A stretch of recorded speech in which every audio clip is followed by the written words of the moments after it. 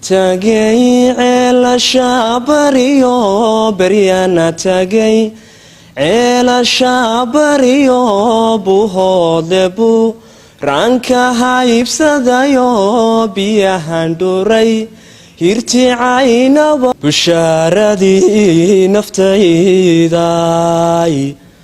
rugta waxaan ku soo maray batalaalihii boodhari ku asnaa. waa Tayasiir Salabaan Carab.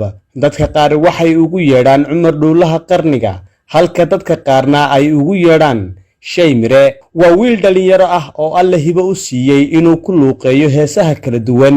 dadka qaar ayaa dhageysta codkiisa talmoon oo bilaa qiraac ah ama bilaa muusig ah. inta badan waxaa hibadiisa ka faa'iideysta dhalinyarada ku shaqaysata baraha bulshadu ku kulanto. miiraale roobiyo sida mayaygoda ay amaamoda galabeed miiraale roobiyo sida mayaygoda ay amaamoda galabeed maqhribay cadceedid soo muuqan weydo lagu meersha sagalo midabadu iskaadheen maqhribay cadceedid soo muuqan weydo lagu meersha sagalo midabadu iskaadheen cashaqa haween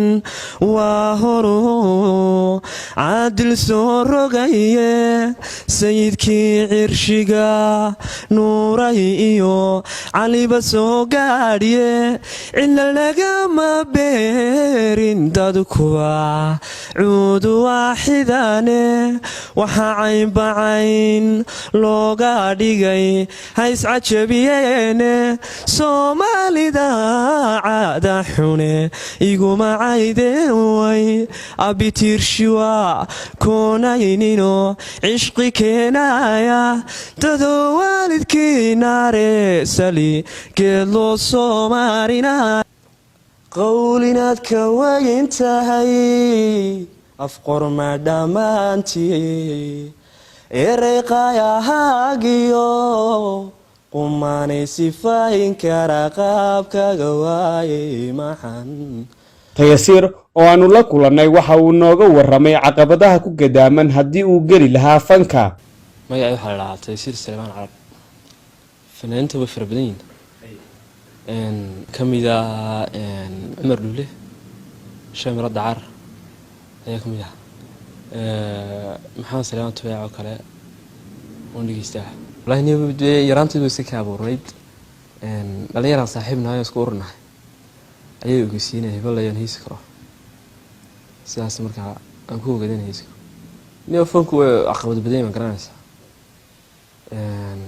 waxa caqabadaha iga hortaagan waxaa ka mid ah in horta gobol baan joognaa Burco Togdheer gobolkan ma laha maaragtay fan marka gobolka aan horumar lahayn xagga fanka caqabado noocaas ayaa jira.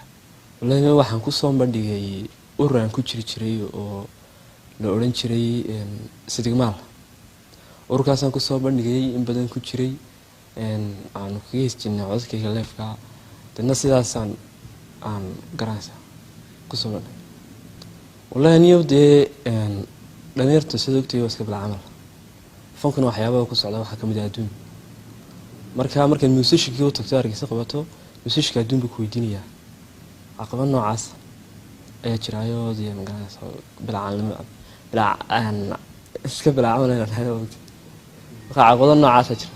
Burco oo ah caasimadda labaad ee Somaliland caana ku ah murtida ayaa inta badan waxa ka taga ama ka hajira dhalinyarada jecel inay galaan fanka. miiraale roobiyo sida mayaygoda ay amaamoda galabeed maqhribay cadceedid soo muuqan weydo lagu meersha sagalo midabadu iskaadheen maqhribay cadceedii soo muuqan weydo lagu meershay sagalo midabadu iskaadheen ayaan la cabdullaahi jaamac warbaahinta SBC magaalada Burco.